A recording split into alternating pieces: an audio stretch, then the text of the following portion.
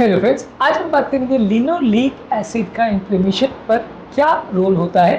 Linoleic acid एक omega 6 fatty acid है जो कि सनफ्लावर, सनफ्लावर और कॉर्न ऑयल में मिलता है, नट्स और सीड्स में मिलता है। बहुत कॉमन तरीके का ये ओमेगा 6 फैटी एसिड है। बॉडी के सूजन इन्फ्लेमेशन को बढ़ाता है।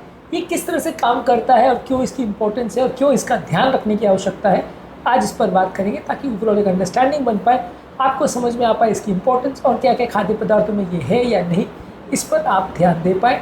टॉपिक पर जाने से पहले जो लोग हमारे चैनल पर नए हैं, मैं रिक्वेस्ट करूँगा चैनल को सब्सक्राइब करें, वीडियोस को लाइक करें, शेयर करें, फॉलो करें, कमेंट करें, पूरा देखें। टॉपिक इंपॉर्टेंट है, इसे एंड तक देखिएगा। चलिए शुरू करते हैं। लिनोलिक एसिड बॉडी में सूजन बढ़ाता है क्योंकि लिनोलिक एसिड बॉडी में एराकीडोनिक एसिड में कन्वर्ट हो जाता है, जो कि और फर्दर कुछ प्रो इन्फ्लेमेटरी मॉलिक्यूल्स यानी सूजन बढ़ाने वाले मॉलिक्यूल जैसे प्रोस्टाग्लैंडिन और ल्यूकोट्राइन्स बढ़ाता है।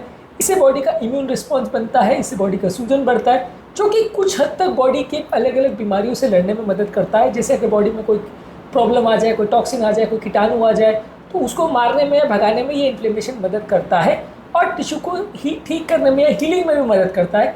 लेकिन ये इन्फ्लेमेशन कुछ हद तक ही फ़ायदा करता है। जब ये ज़रूरत से ज़्यादा हो जाता है तो आपके खुद के टिश्यू को डैमेज करना चालू करता है और सिस्टम को ख़राब करना चालू करता है, जिसे क्रॉनिक इन्फ्लेमेशन बोलते हैं। और ये ओवर प्रोडक्शन जब होने लगता है तो नुकसानदायक है। यानी सीमित मात्रा में यदि एराकीडोनिक एसिड या लिनोलिक एसिड आप ले रहे हो तो ठीक है, वो बॉडी के सूजन और इन्फ्लेमेशन में मदद करेगा, तो नुकसानदायक नहीं है। लेकिन जब आप ज़्यादा मात्रा में इसको लेने लगते हो तो वो नुकसानदायक बन जाता है कि इसका जो एराकीडोनिक एसिड और प्रोस्टाग्लैंडिन ल्यूकोट्राइन्स बनाने का जो काम है वो ओवर हो जाता है। जितनी ज़रूरत है उससे ज़्यादा बनने लगता है, तो वो सूजन और इन्फ्लेमेशन बॉडी के खुद के सेल्स को डैमेज करने लगता है। यही कारण है कि जो जो खाद्य पदार्थों में ओमेगा 6 फैटी एसिड ज़्यादा है उससे इन्फ्लेमेटरी कंपाउंड बहुत ज़्यादा बनते हैं, जिसकी वजह से कंटिन्यूसली एक इन्फ्लेमेशन की कंडीशन बनी रहती है। नॉर्मली इन्फ्लेमेशन सिर्फ थोड़ी देर के लिए रहना चाहिए, फिर ठीक हो जाना चाहिए, लेकिन इन कंडीशंस में इन्फ्लेमेशन बनता है। और ये इन्फ्लेमेशन सिर्फ छोटी प्रॉब्लम नहीं है, ये हार्ट अटैक, लकवा, diabetes, arthritis, inflammatory bowel disease, obesity, बहुत सारी कंडीशंस का ये इंपॉर्टेंट मार्कर है। बहुत सारी कंडीशन में बढ़ता है और बहुत सारी कंडीशन में ये इंपॉर्टेंट रोल प्ले करता है। ये सारी चीज़ों पर ध्यान रखने की ज़रूरत है, क्योंकि ये इन्फ्लेमेशन सिर्फ छोटी मोटी बात है और वो ख़त्म हो जाएगा, आएगा जाएगा, वैसा नहीं है। बॉडी की बहुत सारी बीमारियों में इसका रोल है और जितना ज़्यादा इन्फ्लेमेशन होगा उतनी बीमारियाँ होंगी। हार्ट को, लिवर को, ब्रेन को, किडनी को, लंग्स को, बहुत सारी बीमारियों में इसका सिग्निफिकेंट रोल है। इसलिए ये ओमेगा 6 फैटी एसिड जो बॉडी में जाता है लिनोलिक एसिड के फॉर्म में, वो बहुत ज़्यादा नुकसानदायक है, क्योंकि ये बहुत ज़्यादा मात्रा में जा रहा है। यदि बहुत थोड़ी मात्रा में जा रहा है तो काम चलेगा, नुकसान नहीं करेगा, फ़ायदा करेगा। लेकिन बहुत ज़्यादा मात्रा में क्योंकि जाता है तो वो नुकसान। वैसे तो लिनोलिक एसिड एक इसेंशियल फैटी एसिड है जिसको बॉडी खुद नहीं बना सकता है, इसको बाहर से लेना पड़ता है। और ये कोशिकाओं का यानी सेल मेम्ब्रेन का स्ट्रक्चर बनाता है, स्किन का बैरियर बनाता है और ग्रोथ और डेवलपमेंट के लिए ज़रूरी है। इसीलिए जब बॉडी में ओमेगा 3 और ओमेगा 6 फैटी एसिड अगर सीमित मात्रा में हो तो बैलेंस्ड इनका एक नेचर अगर रहता है तो ओमेगा 3 और ओमेगा 6 अच्छे से काम करते हैं। नॉर्मली एक राइट बैलेंस मेंटेन रहना चाहिए, जिसमें omega 3 to omega 6 fatty acid का रेशियो 1:4 यानी 4 गुना ओमेगा 6 और 1 टाइम्स ओमेगा 3 मैक्सिमम इतना तक ही रहना चाहिए, ताकि हेल्दी इन्फ्लेमेशन का लेवल रहे। ओमेगा 3 जो है वो फैटी फिशेज जैसे salmon, mackerel, tuna, sardine fishes में होता है, फ्लैक्स सीड्स और अखरोट में होता है। और ये लिनोलिक एसिड जो है वो ओमेगा 6 फैटी एसिड में होता है, ये इन्फ्लेमेशन बढ़ाता है। ओमेगा 3 जो है इन्फ्लेमेशन नहीं बढ़ाता है। नॉर्मली इनका रेशियो 4:1 रहना चाहिए, यानी 6 जो है वो 4 गुना मैक्सिमम तक रहना चाहिए ओमेगा 3 के कंपैरिजन में।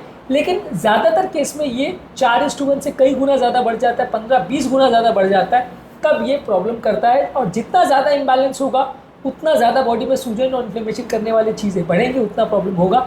जितना ज़्यादा आप सीड ऑयल्स लेंगे, प्रीफर्ड और प्रोसेस फूड प्रोडक्ट्स लेंगे, उतना ज़्यादा बढ़ेगा।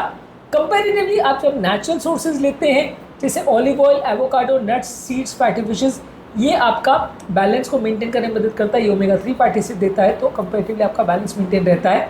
ज़्यादातर लोगों को कोशिश करनी चाहिए कि सीमित मात्रा में ही लिनोलिक एसिड बॉडी में जाए, जो कि नट, सीड्स और प्लांट ऑयल्स में रहता है, जो कि डाइट में जितना है उतना ही जाना चाहिए। जब ये ओवर कंज्यूम होने लगता है, प्रोसेस फूड प्रोडक्ट्स में जाता है, सीड ऑयल्स के फॉर्म में, वनस्पति घी के फॉर्म में, या जो मार्केट में सारे रिफाइंड ऑयल्स होते हैं, ये सब फॉर्म में जब बॉडी में जाता है तो ये इन्फ्लेमेशन करता है, जो कि हार्ट अटैक, लकवा, डायबिटीज़, आर्थराइटिस, लिवर का प्रॉब्लम, किडनी का प्रॉब्लम, सारी बीमारी में इंपॉर्टेंट रोल प्ले करता है।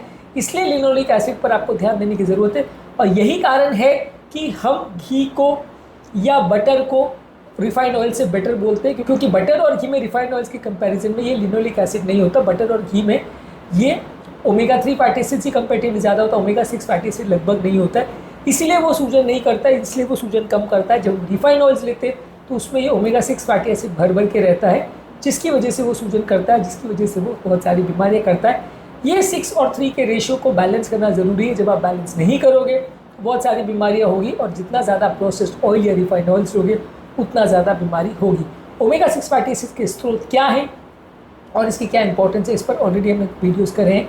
ओमेगा 3 फैटी एसिड्स की इंपॉर्टेंस पर और उसके स्रोतों पर भी हमने वीडियोस करे हैं। ये सारे वीडियोस आपके लिए ज़रूरी है, इन्हें ज़रूर देख लीजिएगा। उम्मीद करूँगा कि आज के टॉपिक में कुछ नई बातें जानने को मिली होगी। जो लोग हमारे चैनल पर नए हैं, मैं रिक्वेस्ट करूँगा चैनल को सब्सक्राइब करें, वीडियोज़ को लाइक करें, शेयर करें, फॉलो करें, कमेंट करें।